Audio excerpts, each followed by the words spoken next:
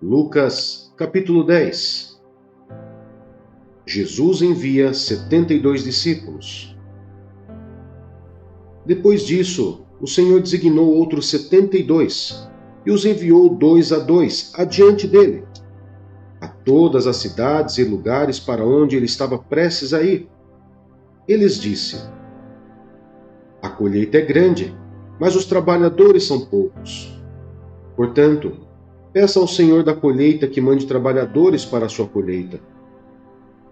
Vão, eu os estou enviando como cordeiros entre lobos. Não levem bolsa, nem saco de viagem, nem sandálias, e não saudem ninguém pelo caminho. Quando entrarem numa casa, digam primeiro: paz a esta casa. Se houver ali um homem de paz, a paz de vocês repousará sobre ele. Se não, ela voltará para vocês. Fiquem naquela casa e comam e bebam o que lhes derem, pois o trabalhador merece o seu salário. Não fiquem mudando de casa em casa. Quando entrarem numa cidade e forem bem recebidos, comam o que for posto diante de vocês. Curem os doentes que ali houver e digam-lhes: o reino de Deus está próximo de vocês. Mas quando entrarem numa cidade e não forem bem recebidos, saiam por suas ruas e digam: até o pó da sua cidade, que se apegou aos nossos pés, sacudimos contra vocês. Fiquem certos disto: o reino de Deus está próximo. Eu lhes digo, naquele dia haverá mais tolerância para Sodoma do que para aquela cidade. Ai de você, Corazim! Ai de você, Betsaida! Porque se os milagres que foram realizados entre vocês ou fossem em Tiro e Sidom, há muito tempo eles teriam se arrependido, vestindo roupas de saco e cobrindo-se de cinzas. Mas no juízo haverá menor rigor para Tiro e Sidom do que para vocês. E você, Cafarnaum, será levada até o céu? Não. Você descerá até o Hades. Aquele que lhes dá ouvidos, está me dando ouvidos. Aquele que os rejeita, está me rejeitando. Mas aquele que me rejeita, está rejeitando aquele que me enviou. Os 72 voltaram alegres e disseram: Senhor, até os demônios se submetem a nós em teu nome. Ele respondeu: Eu vi Satanás caindo do céu como um relâmpago. Eu lhes dei autoridade para pisarem sobre cobras e escorpiões e sobre todo o poder do inimigo. Nada lhes fará dano. Contudo, alegrem-se, não porque os espíritos se submetem a vocês, mas porque seus nomes estão escritos nos céus. Naquela hora, Jesus, exultando no Espírito Santo, disse: Eu te louvo, Pai, Senhor do céu e da terra, porque escondestes essas coisas dos sábios e cultos e as revelaste aos pequeninos. Sim, Pai, pois assim foi do teu agrado. Todas as coisas me foram entregues por meu Pai. Ninguém sabe quem é o Filho a não ser o Pai, e ninguém sabe quem é o Pai a não ser o Filho, e aqueles a quem o Filho quiser revelar. Então ele se voltou para os seus discípulos e lhes disse em particular: Felizes são os olhos que veem o que vocês veem, pois eu lhes digo que muitos profetas e reis desejaram ver o que vocês estão vendo, mas não viram, e ouviram o que vocês estão ouvindo, mas não ouviram. A parábola do bom samaritano. Certa ocasião, um perito da lei levantou-se para pôr Jesus à prova e lhe perguntou: Mestre, o que preciso fazer para herdar a vida eterna? O que está escrito na lei? Respondeu Jesus. Como você a lê? Ele respondeu: Ame o Senhor, o seu Deus, de todo o seu coração, de toda a sua alma, de todas as suas forças e de todo o seu entendimento, e ame o seu próximo como a si mesmo. Disse Jesus: Você respondeu corretamente. Faça isso e viverá. Mas ele, querendo justificar-se, perguntou a Jesus: E quem é o meu próximo? Em resposta, disse Jesus: um homem descia de Jerusalém para Jericó, quando caiu nas mãos de assaltantes. Estes lhe tiraram as roupas, espancaram-no e se foram, deixando-o quase morto. Aconteceu estar descendo pela mesma estrada um sacerdote. Quando viu o homem, passou pelo outro lado. E assim também um levita. Quando chegou ao lugar e o viu, passou pelo outro lado. Mas um samaritano, estando de viagem, chegou onde se encontrava o homem, e quando o viu, teve piedade dele. Aproximou-se, enfaixou-lhes as feridas, derramando nelas vinho e óleo. Depois, colocou-o sobre o seu próprio animal, levou-o para uma hospedaria e cuidou dele. No dia seguinte, deu 2 denários ao hospedeiro e lhe disse: cuide dele. Quando eu voltar, lhe pagarei todas as despesas que você tiver. Qual desses 3 você acha que foi o próximo do homem que caiu nas mãos dos assaltantes? Aquele que teve misericórdia dele, respondeu o perito da lei. Jesus lhe disse: vá e faça o mesmo. Na casa de Marta e de Maria. Caminhando Jesus e seus discípulos, chegaram a um povoado onde certa mulher chamada Marta o recebeu em sua casa. Maria, sua irmã, ficou sentada aos pés do Senhor, ouvindo a sua palavra. Marta, porém, estava ocupada com muito serviço, e aproximando-se dele, perguntou: Senhor, não te importas que minha irmã tenha me deixado sozinha com o serviço? Dize-lhe que me ajude. Respondeu o Senhor: Marta, Marta, você está preocupada e inquieta com muitas coisas. Todavia, apenas uma é necessária. Maria escolheu a boa parte, e esta não lhe será tirada. 1 Coríntios, capítulo 11. Tornem-se meus imitadores, como eu sou de Cristo.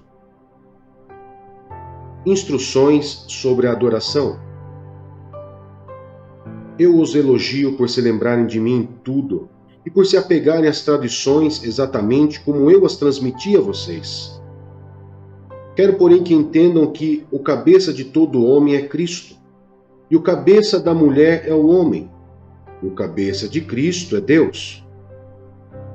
Todo homem que ora ou profetiza com a cabeça coberta desonra sua cabeça, e toda mulher que ora ou profetiza com a cabeça descoberta desonra sua cabeça, pois é como se a tivesse rapada. Se a mulher não cobre a cabeça, deve também cortar o cabelo. Se, porém, é vergonhoso para a mulher ter o cabelo cortado ou rapado, ela deve cobrir a cabeça. O homem não deve cobrir a cabeça, visto que ele é a imagem e glória de Deus. Mas a mulher é glória do homem. Pois o homem não se originou da mulher, mas a mulher do homem. Além disso, o homem não foi criado por causa da mulher, mas a mulher por causa do homem. Por essa razão e por causa dos anjos, a mulher deve ter sobre a cabeça um sinal de autoridade. No Senhor, todavia, a mulher não é independente do homem, nem o homem independente da mulher. Pois assim como a mulher proveio do homem, também o homem nasce da mulher. Mas tudo provém de Deus. Julguem entre vocês mesmos. É apropriado a uma mulher orar a Deus com a cabeça descoberta? A própria natureza das coisas não lhes ensina que é uma desonra para o homem ter cabelos compridos e que o cabelo comprido é uma glória para a mulher? Pois o cabelo comprido foi-lhe dado como manto. Mas se alguém quiser fazer polêmica a esse respeito, nós não temos esse costume, nem as igrejas de Deus. A ceia do Senhor. Entretanto, nisto que lhes vou dizer não os elogio, pois as reuniões de vocês mais fazem mal do que bem. Em primeiro lugar, ouço que quando vocês se reúnem como igreja, há divisões entre vocês, e até certo ponto eu o creio, pois é necessário que haja divergência entre vocês, para que sejam conhecidos quais dentre vocês são aprovados. Quando vocês se reúnem, não é para comer a ceia do Senhor, porque cada um come sua própria ceia sem esperar pelos outros. Assim, enquanto um fica com fome, outro se embriaga. Será que vocês não têm casa onde comer e beber? Ou desprezam a igreja de Deus e humilham os que nada têm? Que lhes direi? Eu os elogiarei por isso? Certamente que não. Pois recebi do Senhor o que também lhes entreguei. E o Senhor Jesus, na noite em que foi traído, tomou o pão e, tendo dado graças, partiu-o e disse: Isto é o meu corpo, que é dado em favor de vocês. Façam isto em memória de mim. Da mesma forma, depois da ceia, ele tomou o cálice e disse: Este cálice é a nova aliança do meu sangue. Façam isso sempre que o beberem em memória de mim. Porque sempre que comerem deste pão e beberem deste cálice, vocês anunciam a morte do Senhor até que ele venha. Portanto, todo aquele que comer o pão ou beber o cálice do Senhor indignamente será culpado de pecar contra o corpo e o sangue do Senhor. Examine-se cada um a si mesmo, e então coma do pão e beba do cálice. Pois quem come e bebe sem discernir o corpo do Senhor, come e bebe para sua própria condenação. Por isso há entre vocês muitos fracos e doentes, e vários já dormiram. Mas se nós tivéssemos o cuidado de examinar a nós mesmos, não receberíamos juízo. Quando, porém, somos julgados pelo Senhor, estamos sendo disciplinados para que não sejamos condenados com o mundo. Portanto, meus irmãos, quando vocês se reunirem para comer, esperem um pelos outros. Se alguém estiver com fome, coma em casa, para que quando vocês se reunirem, isso não resulte em condenação. Quanto ao mais, quando eu for, lhes darei instruções. Êxodo, capítulo 7. O Senhor lhe respondeu: Dou-lhe a minha autoridade perante o Faraó, e seu irmão Arão será seu porta-voz. Você falará tudo o que eu lhe ordenar, e o seu irmão Arão dirá ao Faraó que deixe os israelitas saírem do país.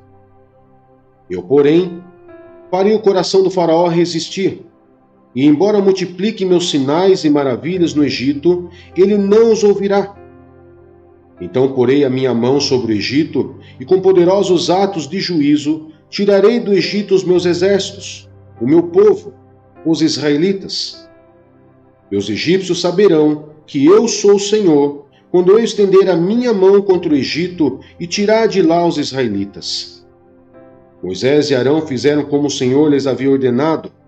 Moisés tinha 80 anos de idade e Arão 83, quando falaram com o Faraó.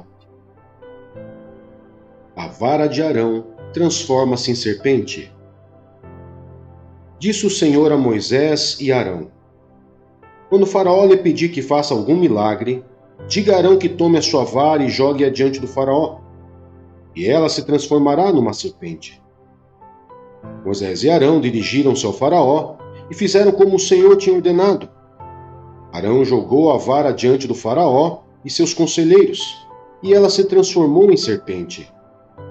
O Faraó, porém, mandou chamar os sábios e feiticeiros, e também os magos do Egito fizeram a mesma coisa por meio de suas ciências ocultas. Cada um deles jogou ao chão uma vara, e estas se transformaram em serpentes. Mas a vara de Arão engoliu as varas deles. Contudo, o coração do Faraó se endureceu, e ele não quis dar ouvidos a Moisés e Arão, como o Senhor tinha dito. A primeira praga: sangue. Disse o Senhor a Moisés: O coração do Faraó está obstinado. Ele não quer deixar o povo ir. Vá ao Faraó de manhã, quando ele estiver indo às águas. Espere-o na margem do rio para encontrá-lo, e leve também a vara que se transformou em serpente. Diga-lhe: O Senhor, o Deus dos Hebreus, mandou-me dizer-lhe: Deixe ir o meu povo, para prestar-me culto no deserto. mas até agora você não me atendeu. Assim diz o Senhor: nisto você saberá que eu sou o Senhor. Com a vara que trago na mão, ferirei as águas do Nilo, e elas se transformarão em sangue. Os peixes do Nilo morrerão, o rio ficará cheirando mal, e os egípcios não suportarão beber das suas águas. Disse o Senhor a Moisés: diga a Arão que tome a sua vara, e estenda a mão sobre as águas do Egito, dos rios, dos canais, dos açudes e de todos os reservatórios, e elas se transformarão em sangue. Haverá sangue por toda a terra do Egito, até nas vasilhas de madeira e nas vasilhas de pedra. Moisés e Arão fizeram como o Senhor tinha ordenado. Arão levantou a vara e feriu as águas do Nilo, na presença do faraó e dos seus conselheiros, e toda a água do rio transformou-se em sangue. Os peixes morreram, e o rio cheirava tão mal que os egípcios não conseguiam beber das suas águas. Havia sangue por toda a terra do Egito. Mas os magos do Egito fizeram a mesma coisa por meio de suas ciências ocultas. O coração do faraó se endureceu, e ele não deu ouvidos a Moisés e Arão, como o Senhor tinha dito. Ao contrário, deu-lhes as costas e voltou para o seu palácio. Nem assim o faraó levou isso a sério. Todos os egípcios cavaram buracos às margens do Nilo para encontrar água potável, pois da água do rio não podiam mais beber. Passaram-se 7 dias depois que o Senhor feriu o Nilo. Jó, capítulo 24. Por que o Todo-Poderoso não marca as datas de julgamento? Por que aqueles que o conhecem não chegam a vê-las? Aos que mudam dos marcos dos limites e apacentam os rebanhos que eles roubaram. Levam um jumento que pertence ao órfão e tomam o boi da viúva como penhor. Forçam os necessitados a sair do caminho e os pobres da terra a esconder-se. Como jumentos selvagens no deserto, os pobres vão em busca de comida. Da terra deserta a obtêm para os seus filhos. Juntam forragem nos campos e respingam nas vinhas dos ímpios. Pela falta de roupas, passam a noite nus, não têm com que cobrir-se no frio. Encharcados pelas chuvas das montanhas, abraçam-se às rochas por falta de abrigo. A criança órfã é arrancada do seio de sua mãe, o recém-nascido do pobre é tomado para pagar uma dívida. Por falta de roupas andam nus, carregam os feixes, mas continuam famintos.